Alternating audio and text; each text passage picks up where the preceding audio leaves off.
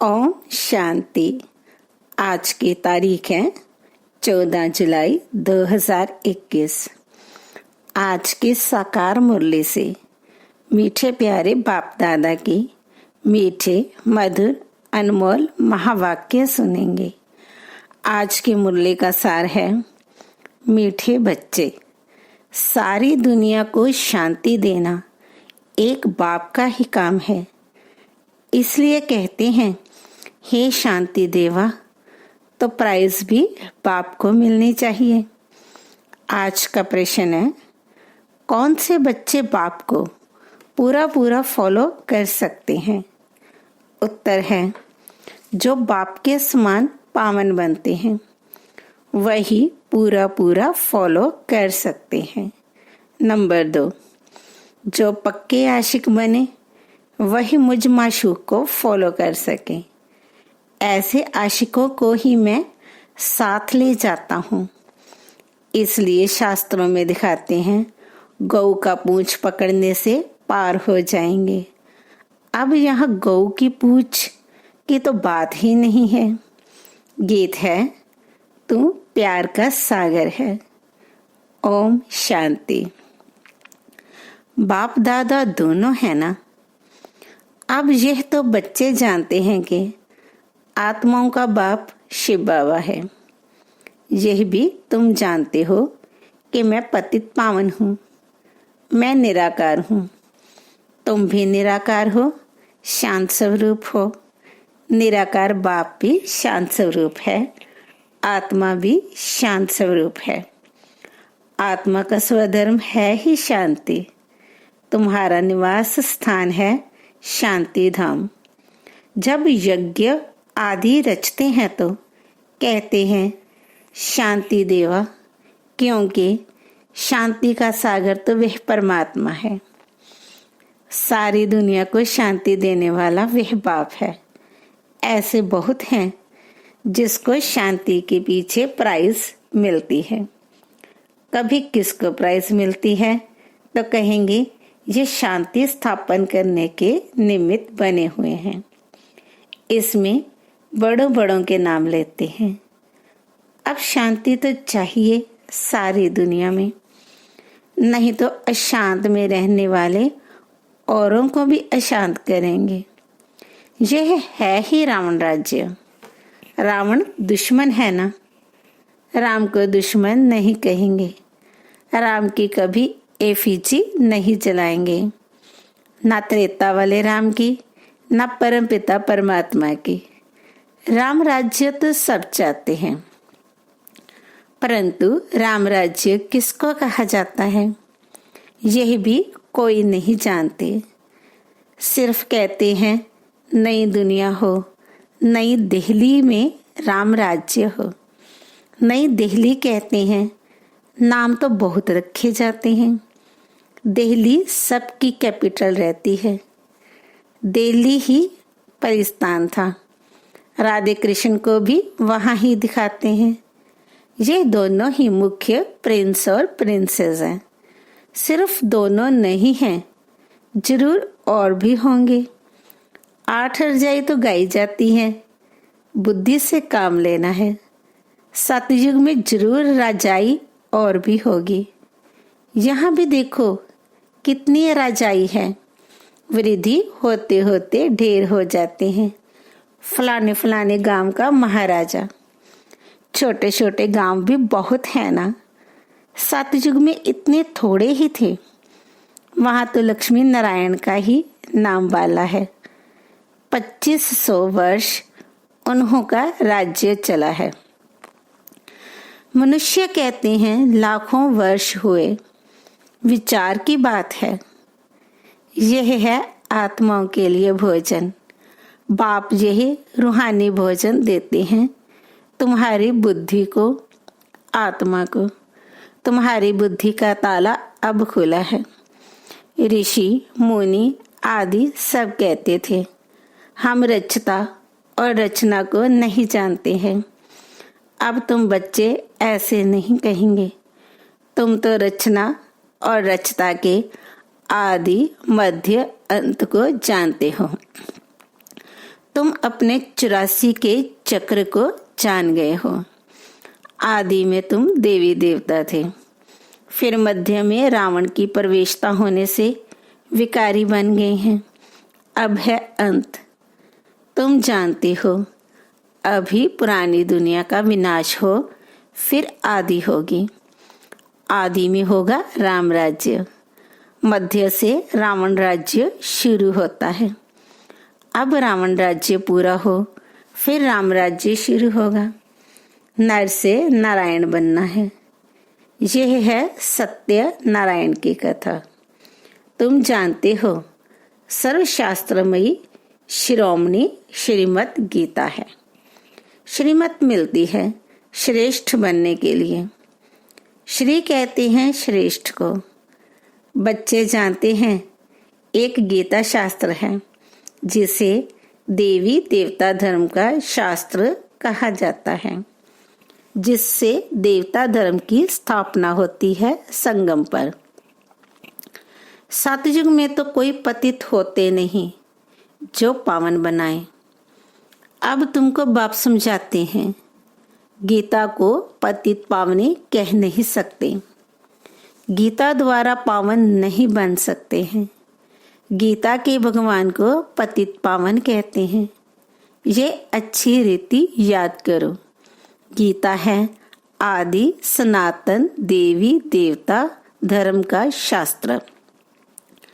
गीता के समय ही महाभारत लड़ाई भी लगी थी, जिससे अनेक धर्म विनाश हुए और एक धर्म की स्थापना हुई। गीता के लिए कहते हैं देवी देवता धर्म का शास्त्र। ब्राह्मणों का शास्त्र नहीं कहते हैं। ब्राह्मणों का नाम गीता में है नहीं। परमपिता परमात्मा ही आकर ब्रह्मा द्वारा इन सभी वेदों शास्त्रों आदि का सार बताते हैं। अब तुम समझते हो, सतयुग में तो ब्राह्मण होते नहीं। वहां है लक्ष्मी नारायण देवताएं। ब्रह्मा के बाद है विष्णु। चित्रों में भी दिखाया है, ब्रह्मा द्वारा स्थापना विष्णुपुरी की। ब्रह्मा और विष्णु इकट्ठे तो नहीं होंगे। ब्रह्मा द्वारा देवी देवता धर्म की स्थापना होगी। यह डिटेल में समझने की बातें हैं। अभी तुम शिव बाबा से स्वर्ग का वर्षा लेते हो। हकदार ठहरे ना। मुख्य धर्म शास्त्र हैं 4। श्रीमद् भगवत गीता है नंबर 1 शास्त्र, जिससे नंबर 1 धर्म की स्थापना होती है। फिर होते हैं इस्लामी बौद्धि। एक गीता ही है जिसमें श्रीमद् भगवत गीता लिखा हुआ है, और कोई शास्त्र में श्रीमत नहीं है। श्रीमद् इस्लामी व श्रीमद् बौद्धि शास्त्र नहीं गाया जाता। श्रीमद् भगवत गीता है ही एक। उससे कौन सा धर्म स्थापन किया? आदि सनातन देवी देवता धर्म की स्थापना हुई, और स्थापना होती है अंत में। यह समझने की बातें हैं। अभी बाबा हमको टीचर के रूप में पढ़ाते हैं। यह बुद्धि में रहना चाहिए। बाबा हमारा बाप है और टीचर भी है। बाबा पढ़ाई से सर्व की सद्गति करते हैं, तो सतगुरु भी ठहरा। बाप को सभी याद करते हैं। अब गीता में कृष्ण का नाम डाल दिया है। वे तो ज्ञान का सागर है नहीं। उनको ज्ञान के सागर बाप ने ऐसा बनाया है, तो वे टीचर भी है। यहाँ तुम नई बातें सुनते हो। शास्त्र आदि तो बहुत पढ़ते सुनते आए। अब तुम बाप द्वारा डायरेक्ट सुनते हो। आगे सब शरीरधारी मनुष्यों द्वारा सुना था। अभी तुम समझते हो, हम आत्मा असल में अशरीरी थे। पीछे फिर शरीर धारण किया है। बाबा भी अशरीरी है। शिवलिंग बनाते हैं ना, आत्मा शरीर द्वारा उनको पूछती है। पुकारते भी हैं, हे परमपिता परमात्मा, आकर हम पतितों को पावन बनाओ। लिंग की पूजा करते हैं, परंतु ये थोड़े ही समझते हैं कि ये पतित पावन बाप है जिसको हम पुकारते हैं। शिव भगवान है, ईश्वर है, बस ऐसे ही याद करते हैं। उनको बाबा कहें तो बुद्धि में आए कि बाबा से वर्षा मिलना चाहिए। हमको वर्षा मिला है तब हम पूछते हैं। भारतवासियों को वर्षा मिला जरूर है, कब मिला यही भूल गए हैं। अब तुम बच्चे समझते हो। बच्चे कहते हैं हम बाबा के पास आए हैं। शिव बाबा ब्रह्मा तन में आकर समझाते हैं। त्रिमूर्ति का नाम बाला है। त्रिमूर्ति मार्ग नाम भी रखा है। बाप की महिमा बहुत है। गीत में भी सुना, प्यार का सागर है, सर्व का सदगति दाता है, सर्व को सुख शांति देने वाला है, सर्व का दुख हरता सुख करता है। बहुत प्यारा है ना, उनसे प्यारी चीज कोई और होती नहीं। जो बाप स्वर्ग का मालिक बनाए वह जरूर प्यारा होगा ना। वह है बेहद का बाप। कहते हैं बच्चों, मेरे से स्वर्ग की बादशाही मिलती है ना। तुम आत्माएं भाई भाई हो। अभी बाप द्वारा सुन रहे हो। सभी आत्माएं बाप को याद करती हैं, बाबा हमको आकर पावन बनाओ। अब आत्मा कहती है बाबा आया हुआ है पावन बनाने। कहते हैं बच्चों, 5000 वर्ष पहले तुमको पावन बनाने आया था। अब मुझ पाप को याद करो तो तुम्हारे विकर्म विनाश होंगे और तुम्हारे सब दुख दूर हो जाएंगे। पुकारते भी हैं, हे पतित पावन आओ, अथवा तालियां बजाते रहते हैं, रड़ियां मारते रहते हैं, पतित पावन सीताराम, तो खुद पतित ठहरे ना। यह है ही नरक। इसको रौरव नरक कहा जाता है। गरुड़ पुराण में तो रोचक बातें बहुत लिख दी हैं कि ये करने से ये बनेंगे, यही होगा। फिर कह देते गौ का पूंछ पकड़ने से स्वर्ग में चले जाएंगे। ऐसा कुछ लिखा हुआ है। अब जानवर की तो बात नहीं। तुम गौ माता हो ना। तुम्हारी पूंछ अथवा तुम्हारी पीठ जब तक कोई ना पकड़े तब तक रास्ता मिल ना सके। पूंछ तो है नहीं। कहते भी हैं तुम्हारी पूंछ पकड़कर तर जाएंगे। अब यहाँ पूंछ तो पकड़ना नहीं है, परंतु फॉलो करना है। सन्यासियों के फॉलोअर्स तो बहुत हैं, परंतु फॉलो करना अर्थात पवित्र बनना। तुम तो सच्चे सच्चे फॉलोअर्स हो। शिव बाबा कहते हैं मैं आया हूँ तुम सबको वापस ले जाने। तुम मुझे याद करो तो तुम्हारे पाप भस्म हो जाएंगे। पावन बनने बगैर फॉलो कर नहीं सकेंगे। शिव बाबा को पूरा फॉलो करना है। तुम यहाँ बैठे हो फॉलो करने के लिए। भक्ति मार्ग में भी मुझे याद करते आए हो। तुम जानते हो आत्माएं आशिक है, परमात्मा माशूक है।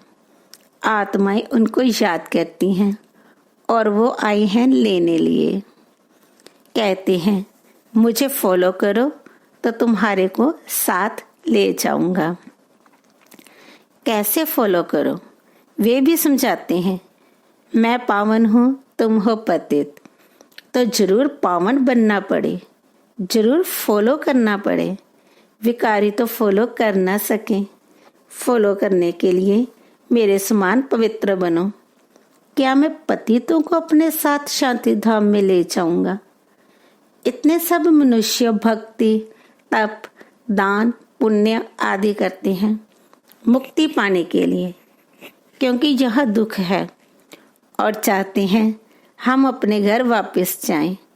बाप कहते हैं पवित्र जरूर बनना पड़ेगा। मैं पावन हूँ, तब तो तुमको पावन बनाता हूँ। आऊंगा भी ब्रह्मा के तन में, मैं रचता हूँ। मैं इस ब्रह्मा के तन में आता हूँ। दिखाते भी हैं ब्रह्मा द्वारा बाप देवी देवता धर्म की स्थापना करते हैं। तुम बीके हो, अब जानते हो शिव बाबा को फॉलो करना है।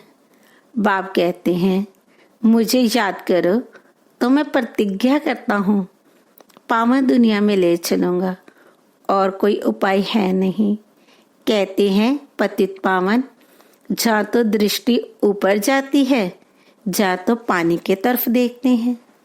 गंगा तो पतित पावनी है नहीं, ये तो सागर से निकली हुई नदियां हैं। अब पूंछ तो तुम्हारा पकड़ना चाहिए। बाप कहते हैं तुमको पावन बनना है, मेरे को फॉलो करना है, तब ही साथ चल सकेंगे।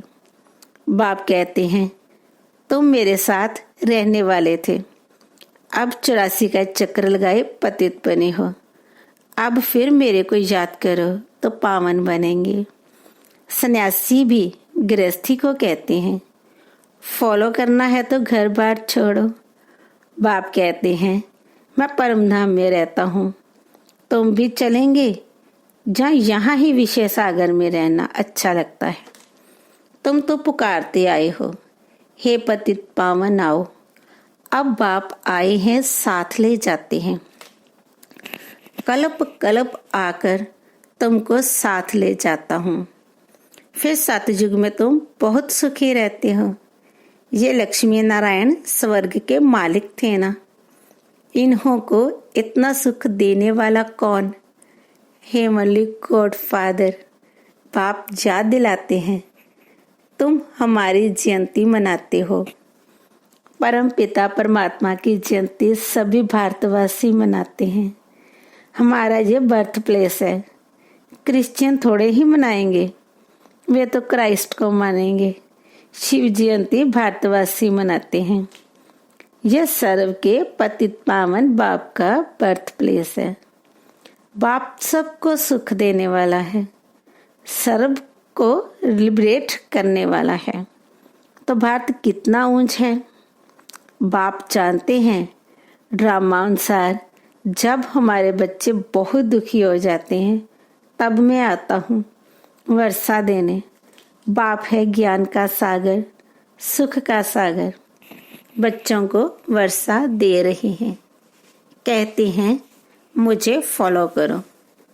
ये जानते हो हम आत्मा विकारी हैं, इसलिए शरीर भी विकारी ही है।